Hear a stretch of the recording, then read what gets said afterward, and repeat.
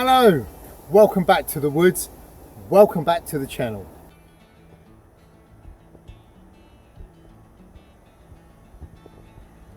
So with winter fast approaching, the leaves are changing colour, the daytime temperatures are getting a little bit cooler, and it won't be long before winter's here. And this is the time of year when you need to look at your kit and make sure that it's all well maintained, and that's what we're going to look at in this video. So we'll kick off with the metal items. Well, pots and pans, bit of a clean up, but nothing particularly special. Cutting tools, things like knives and axes, well, I'm going to give those a good sharpen, and then I'm going to lightly oil them just to protect them from the ravages of the weather and particularly the damp.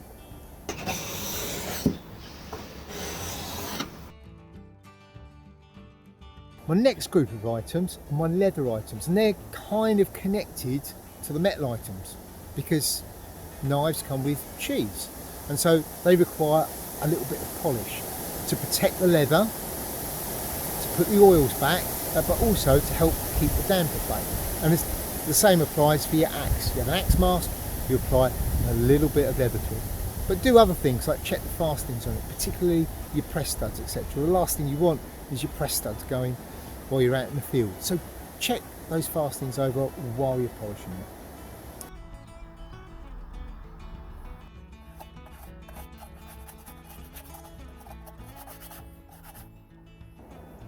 Another leather item that we need to look at is our footwear, and it's important more than ever in the winter because they're going to get some real abuse. They're going to be constantly wet, muddy, etc. And if they're going to look after your feet, you need to look after them. So whatever proofing you use, whether it's dubbing or nick wax or G-wax or leather grease or any of those, make sure you apply it and apply it thoroughly. Now, I see a lot of people putting it on with brushes. I tend not to. I tend to put it on with my hands, actually rubbing it into the leather. And the reason for that is the warmth of my hands, and I've got particularly warm hands, helps whatever the treatment is, the greasy item, to become slightly more liquid. And in that way, it not only soaks into the leather better, but it also soaks into the stitch holes and into the stitching better. So it helps it actually absorb in a far better way, using the warmth of your hand.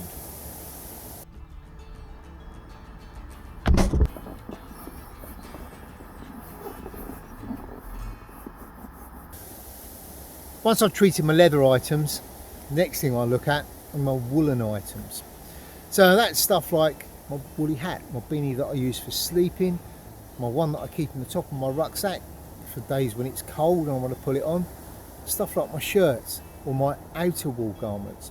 I want to give all of those a good clean, and then while I'm cleaning them, I'm also going to proof them. And the product I use is something called Nick Wax Polar Proof, and it's a wash-in proofer.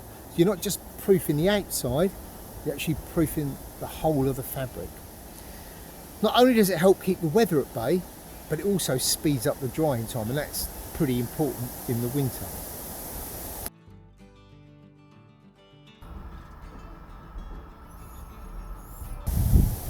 Once those items are proofed, I'll then go on and I'll do my outer layer, my environmental layer, and that tends to be my smocks. So whether it's my Ventile or my polycotton smocks, I will give those a go over as well. And I use a very similar product. It's called Cotton Proof.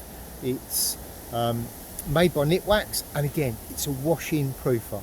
It helps keep the weather at bay, but it also helps speed up the drying time.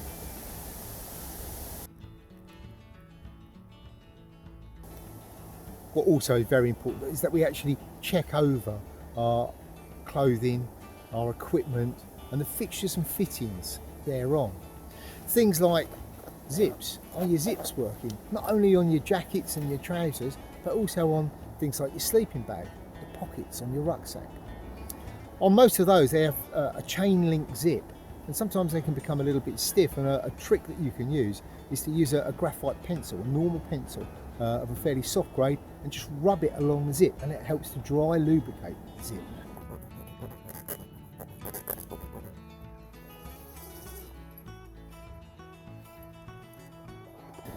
Also check fastenings, things like your press studs, your poppers, those types of things. check that they're all solid and sound. If they're not, replace them. Reuse buttons, whether it's on your wool shirts or on your trousers, or in my case on the braces on my trousers. Check that they're properly stitched on. If they're not, just go over them again with another lot of thread. And then once all of that's done, then get everything into wash. So it's not only your clothing, check your gear over as well. Check things like your rucksack. You don't want that to fail while you're out in the field. Check that all the straps are properly attached. Make sure the buckles are sound. Little top tip, in the winter, old buckles that are already brittle become even more brittle and they're more likely to snap. What I've done with mine is I've replaced them with little metal G hooks. They're not going to go wrong when it gets cold. Now, as well as also checking through all of my kit to make sure it's all in good repair and everything's been proofed, sharpened, oiled, greased, etc., it's also a time to look at bits that you need to upgrade from the summer. Your warm kit, you might want some extra warm kit in there. My sleeping gear is upgraded for the winter. I tend to also pack in things like a set of sleep socks, not just a windproof suit for wearing in my sleeping bag, but also a warm layer, set of long johns and a long sleeve thermal top for wearing in my sleeping bag. A separate sleep hat so I don't have to sleep in a damp hat.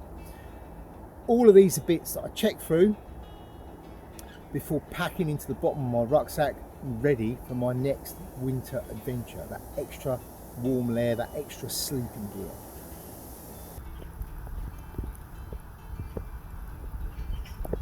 I also go through my med kit. That doesn't really need to be changed, but I also go through my spares kit and my tech stuff, which in my case tends to be my torch.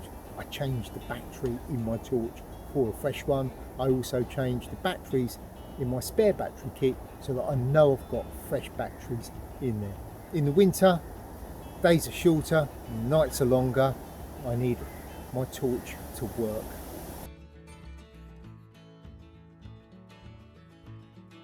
It's fantastic to experience the woods at all times of the year. Winter is no exception. And as long as you're prepared, there's no reason why you shouldn't. And that's what this is all about. Planning and preparing your gear ready for that winter bushcraft experience.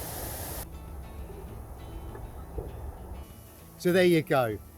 There's a little guide to maintaining your kit ready for the season to come.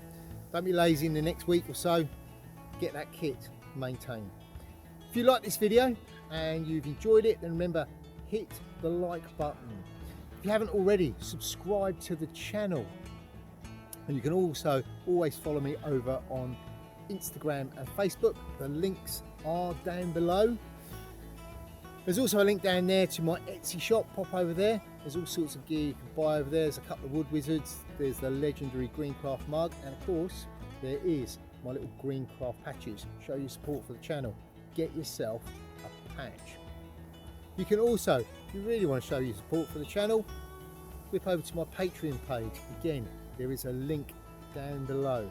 Follow it, show your support for the channel, become a patron. I think that's everything.